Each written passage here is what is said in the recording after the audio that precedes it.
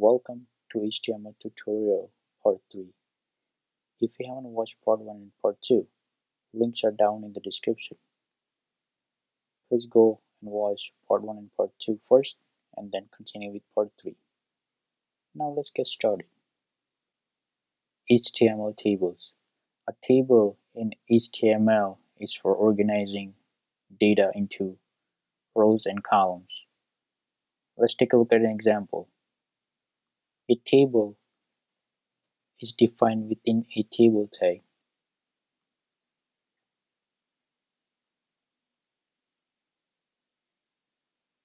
And inside of that table tag, you can create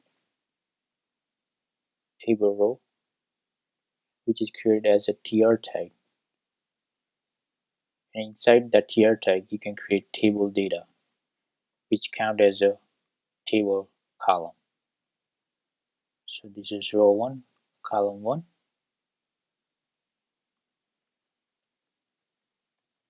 Row 1, column 2.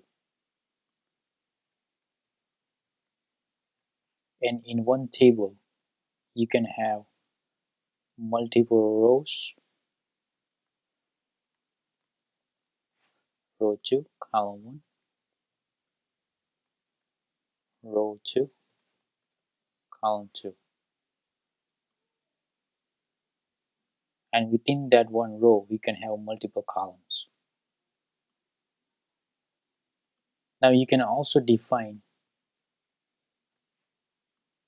a table header, which is created within a ts tag.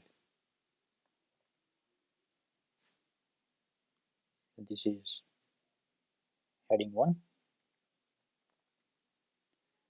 and this is heading 2.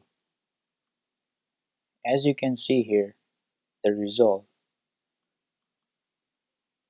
the table heading is automatically bold and is centered within that column. So this is how you create a table in HTML. Let's take a look at on how we can group the table content.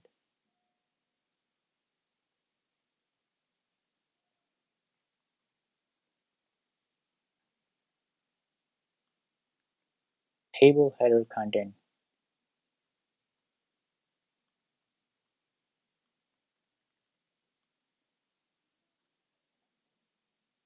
can be defined within t-head tag. Table body can be defined within t-body tag.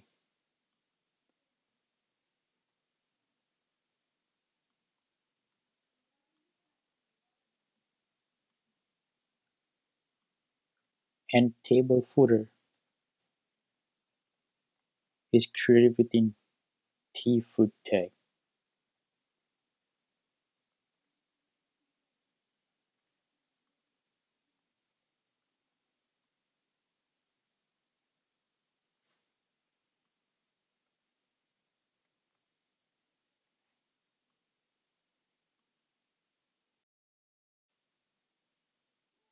So this is an example on how we can group the header, body, and footer sections in a table.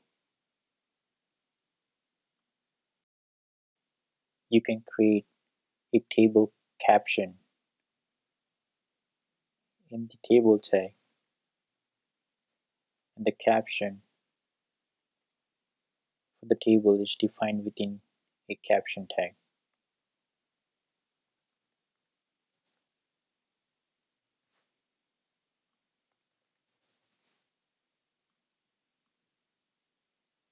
So this is how you can create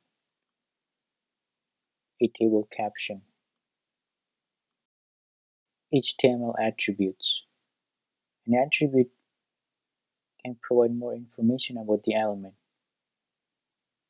It is usually defined within an opening tag and uses a name and a value. Let's go over an example.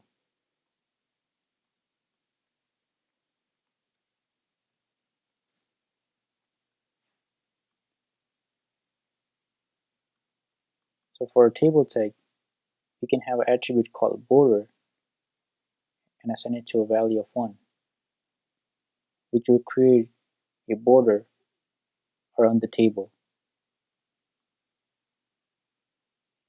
So this is how you define an attribute in HTML.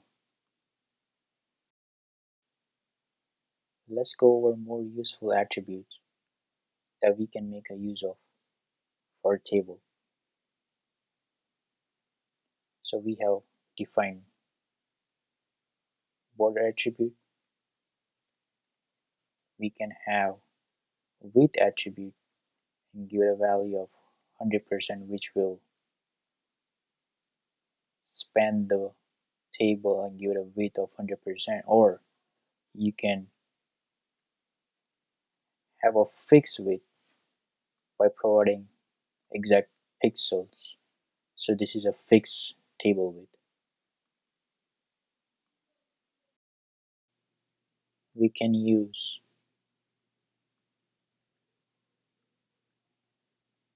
call span attribute for making a cell span more than one column.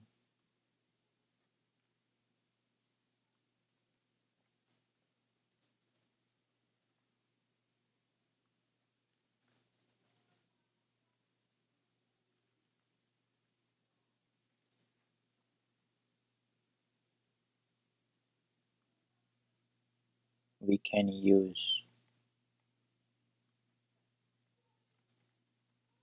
row span attribute for making a cell span more than one row.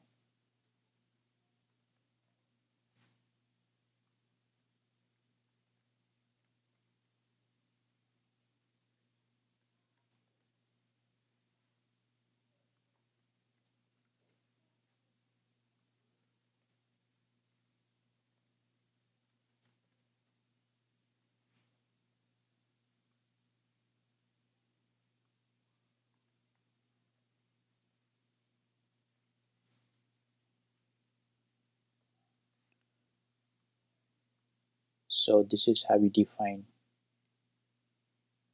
call span and row span attributes for table column. Thank you for watching HTML tutorial part 3. If you're interested in continuing learning, please subscribe to this channel